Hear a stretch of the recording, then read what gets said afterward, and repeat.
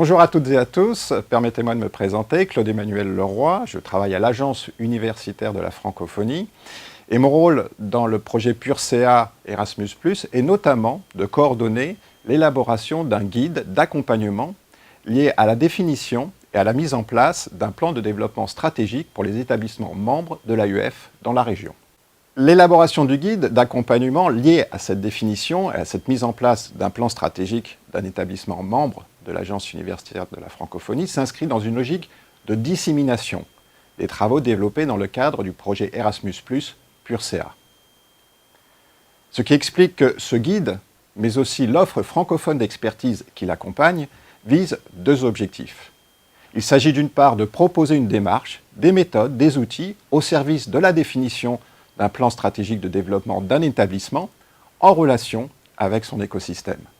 Il s'agit d'autre part d'accompagner la mise en œuvre opérationnelle des plans d'action pluriannuels dans une logique d'alignement stratégique. Cet alignement stratégique suppose une parfaite cohérence entre les orientations, les priorités du plan de développement stratégique et les activités définies dans les plans d'action pluriannuels. Cette approche, centrée sur la stratégie d'un établissement, et la démarche proposée, qui se veulent opérationnelles, sont présentées dans la partie introductive du guide. Élément important lié à la dissémination du guide, il s'agit des établissements bénéficiaires. La dissémination du guide vise en priorité les établissements membres de l'EF dans la région Asie-Pacifique, également membres de la Conférence régionale des recteurs d'Asie-Pacifique, partenaire associé au projet. Ce qui explique la présence d'un glossaire à la fin du guide, sachant que ce document est notamment destiné à être traduit dans plusieurs langues de la région. En ce qui concerne la première partie du guide, elle présente les éléments de la gouvernance interne que doit mobiliser un établissement au service de la mise en place effective, efficace du guide. Cette première partie comprend 5 rubriques. En ce qui concerne la première rubrique, il s'agit de présenter les conditions à réunir par la direction d'un établissement. Définir et coordonner le pilotage institutionnel de la démarche. Penser le plan de développement stratégique en relation avec l'écosystème de l'établissement. Identifier et mobiliser les parties prenantes dans le cadre de cette démarche. Définir les axes stratégiques prioritaires à retenir et à mettre en œuvre. Et enfin, identifier les menaces et les opportunités liées à la démarche. Il s'agit également de mobiliser les ressources, qu'elles soient humaines, financières et en infrastructure, au service de la définition du plan de développement stratégique. En ce qui concerne la deuxième rubrique, il s'agit de définir les niveaux de responsabilité au sein des structures de l'établissement. Faut-il désigner un responsable ou un service responsable de la démarche, ce qui suppose de définir les attributions de la personne ou du service responsable? Faut-il désigner, mettre en place un comité de pilotage de la démarche, ce qui suppose de définir la composition et les attributions de ce comité? Il s'agit surtout d'identifier des niveaux de responsabilité au sein des structures de l'établissement, direction, service des ressources humaines, services financiers, etc., etc., etc. En ce qui concerne la troisième rubrique, il s'agit de réunir les ressources documentaires et techniques au service du pilotage de la démarche.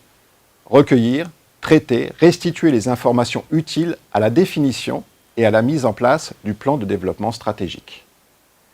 En ce qui concerne la quatrième rubrique, il s'agit de mettre en place une approche participative du personnel de l'institution et des autres parties prenantes.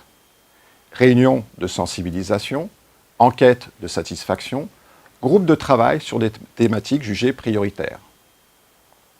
Ces activités visent à valoriser une approche participative, voire inclusive, de la démarche proposée.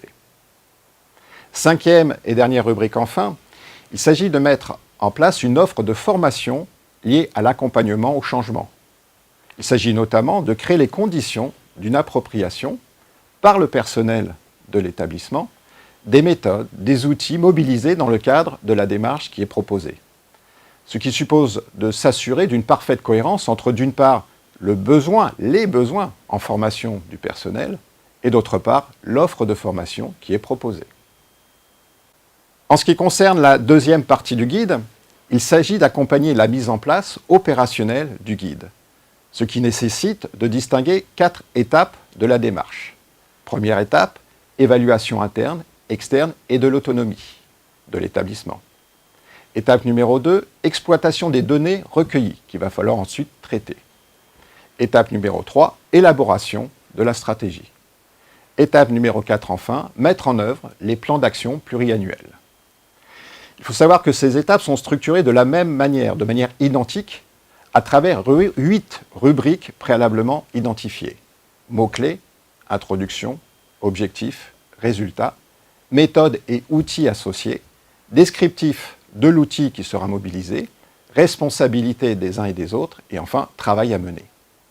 À côté de ces rubriques figurent des points d'attention en relation avec la mise en place de chaque étape. Qui impliquer dans l'étape? Comment animer l'équipe qui sera en charge du pilotage de l'action? Quoi communiquer? Bref, l'ensemble de ces points d'intention qui permettent d'attirer l'attention de l'ensemble de l'équipe en charge du projet, de mener à bien l'effectivité, l'efficacité et l'efficience du dispositif à mettre en place.